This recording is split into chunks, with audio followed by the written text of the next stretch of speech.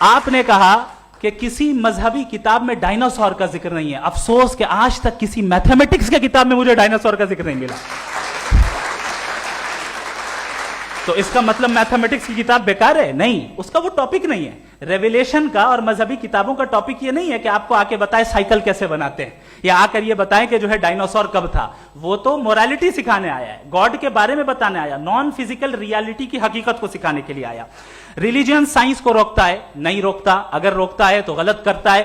Religion سائنٹزم کو روکتا ہے, جس میں ہمارے جاوید صاحب مبتلا ہیں. سائنس اور سائنٹزم میں فرق ہے. سائنٹزم یہ ہے کہ آپ سمجھیں کہ سائنس اور سائنٹیفک میتھڈالوجی یہ نالج کو حاصل کرنے کا واحد سورس آف نالج ہے. یہ ہے سائنٹزم. ہم اسے ریجیکٹ کرتے ہیں. ہم سائنس کو تو ترقی کرتے ہیں, بھائی آپ ہماری پوری تاریخ کر لیں, پڑھ لیں تو آپ کو پتہ چل جائے گا. بہرحال یہ الگ ٹاپک ہے. اس کے بعد انہوں نے ایک لفظ کہا, ویٹیکن نے فتویٰ دیا. ویٹیکن کا فتوے سے کوئی تعلق نہیں ہے, دونوں کانٹراڈکٹری الفاظ ہیں. اس کے بعد انہوں نے کہا کہ بھائی ہمیں نہیں معلوم. اگر نہیں معلوم تو کلیئرلی کہہ دینا کہ نہیں معلوم ہے, اس میں کیا حرج ہے. تو وہی تو میں کہہ رہا ہوں نا کہ آپ کہہ دیں کہ نہیں معلوم, لیکن کلیم کیوں کر رہے ہیں کہ گاڈ ایگزسٹ نہیں کر رہا ہے.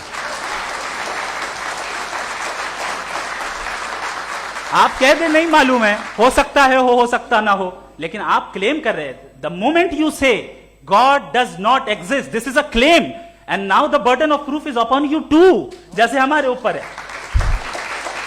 اور کیوں ہے میں بتاتا ہوں, کیوں ہے یہ بھی میں بتاتا ہوں. فلسافیکلی جو کلیم ہوتا ہے نا, صرف یہ نہیں ہوتا کہ انسان کہے پازیٹیو کلیم کرے اور نیگیٹو کلیم کرے تو برڈن آف پروف نہیں ہے. آپ مثال کے طور پہ میں کہوں کہ فلاں اس کمرے میں کوئی نہیں ہے, میں نے ایک نالج کا کلیم کیا ہے.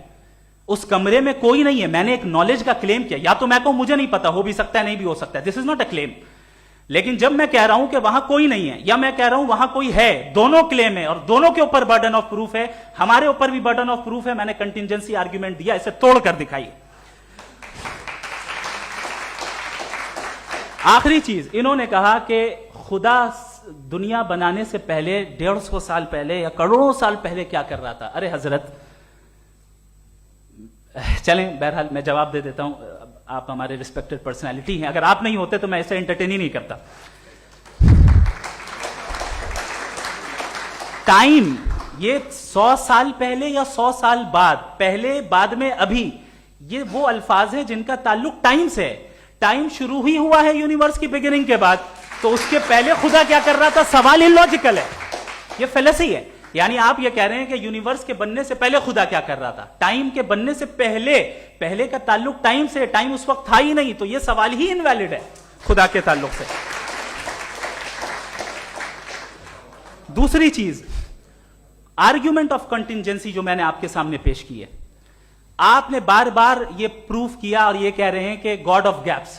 دیکھیں پہلے نہیں معلوم تھا, سائنس نے کر دیا. سمپلس کی مثال سے میں سمجھا دیتا ہوں.